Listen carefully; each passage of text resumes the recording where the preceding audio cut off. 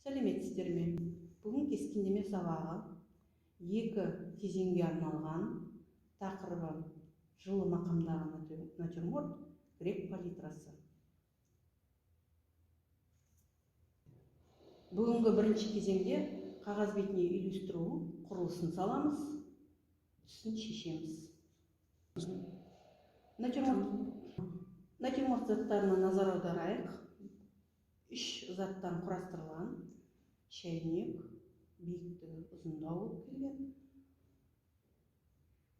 шынаяқ және төмендегі анар жемісі.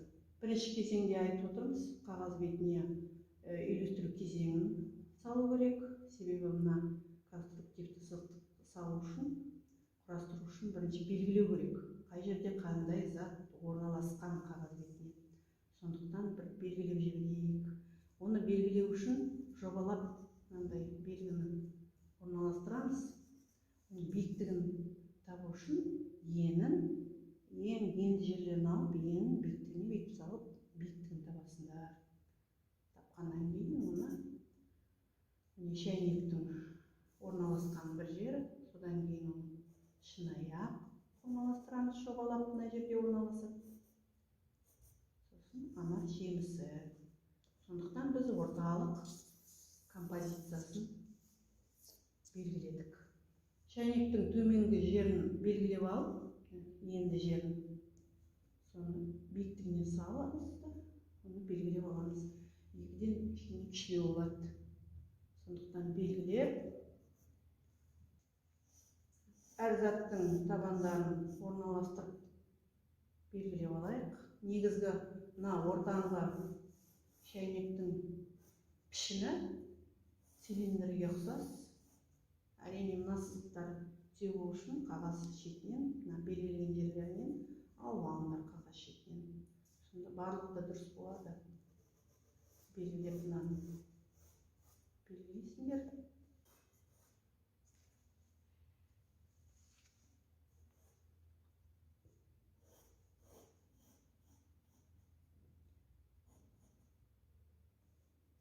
Үстіңгі эллипстері болады. Төменгі эллипсті салу үшін оларды құрастырып заңдылық бойынша саласыңдар. Ортаңғы ось сызығы болады.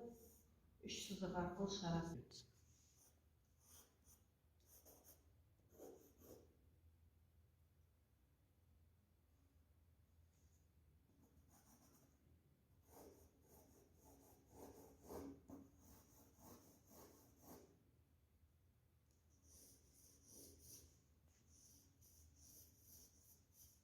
Неке балалар, сызықты конструктивті құрылысын біз орындадық, құрастырдық, әр затты орнына қондырып, жеміс ыдыстарды және олар тұрған жазықты белгілеу керек. Артқы сызық пен бергі сызықты. Одан артында тұрған маталар белгілейміз. Түспе көлеңкелерді ұмытпаймыз, орындаймыз. Грек палитрасында шектеулі түстер. Олар ақ, сары, қызыл, қара. Осы түстер арқылы палитрада түстерді араластырып, натюрмортымыздың жылы мақамдарын жазамыз. Ежелгі антикалық грек өнерінен шыққан 4-5 ғасырларда біздің эрамызға дейін. Балалар, кескіндеме түртістану білімін үйренуде шектеулі түстерге арналған қызықты жаттығуларды орындауға болады. Бұл шығармашылықта өте пайдалы. Шектеулі түс арқылы бейнеде түстердің бай, алуан түрлігін көрсетуге болады. Шектеулі палитра туралы біз айтып кеткеннен кейін, біз 3-4 түс туралы айтып жіберуіміз керекпіз. Ол түстерді дұрыстап алу үшін әрине сары түске қара түстерді қосқанда қандай түстер шығады, жасыл түстер шығуы мүмкін. Соны палитрада араластыра отырып, міндетті түрінде араластыру керек. Сіздер көресіңдер, қандай түстер шығатынын. Одан басқа қызыл түске қара қосқанда қоңырлау түстер шығады. Мысалы ақ түс қоссақ ашық қызыл түс шығуы мүмкін. немесе қараны көбірек қоссаңдар қанықтау түсіп шығуы мүмкін. Қызыл қанық түстер. Тағы да қараны түске біз сары қоссақ, сарыға қоңыр түс шығуы мүмкін. Қоңырлау түстер. Осылайша түстерді байытып, жұмысты біз жазуымыз керекпіз. Түстерді қазір біз қағазда немесе палитраның, негізгі палитрада түстерді іздеу керек.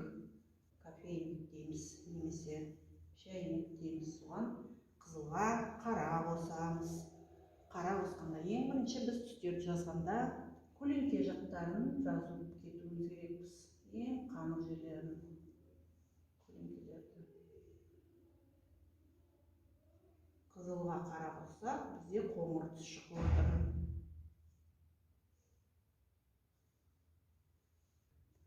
Осы жазып отырғанда біздер деген мысалы гуаш техникасымен жазып жатырмыз. Себебі гуаш деген өте қою бояу. Сондықтан бояуда біз неше түрлі алуан түрлерді шығаруға болады. Бай түстерді шығаруға болады. Қоюлығымен. Осы шектеулі түспен жазсақ та, мысалы шектеулі түспен жазамыз ғой, 3-4 түс деп отырмыз. Сол түстерден көбірек түстер шығаруға тырысыңдар сіздер. Көп түсті қызыл, мысалы алма болса, я бізде анар қызыл, оны бір түсті қызылмен жазбаймыз. Мұнда да алуан түстерді қазір араластыра отырып жазамыз неше түрлі. Бұл неде да, мысалы деген түрлі алқызыл түстер бар. Оны алқызылды қалай шығарамыз? Мысалы міне қызылға біз сары қосып отырмыз, сонда алқызыл түс шығады. Оранжевый. Мына қызғылт түстердің өзінде де бір сарғыш түстерді де түрлі қара қосамыз кішкене, сонда қоңырлау түстер шығады. Соның барлығын мұқият қарап палитрада араластырып отыру керек.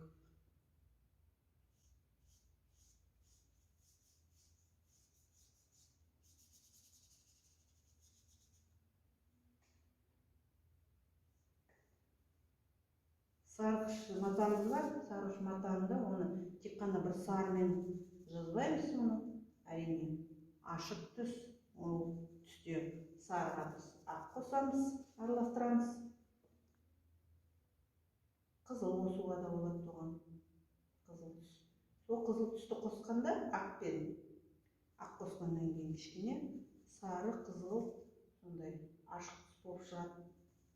Оқыр түстер пайда болады. Одан кішкене қара қосуға да болады. Қара түсті қосқанда тағы да түстер өзгере бастайды.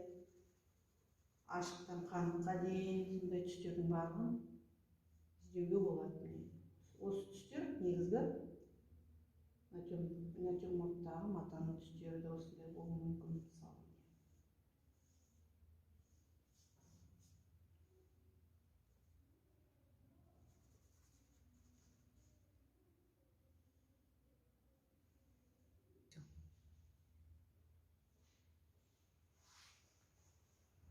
Жалпы түстерді жалпыдан жалпыға аламыз түстерді.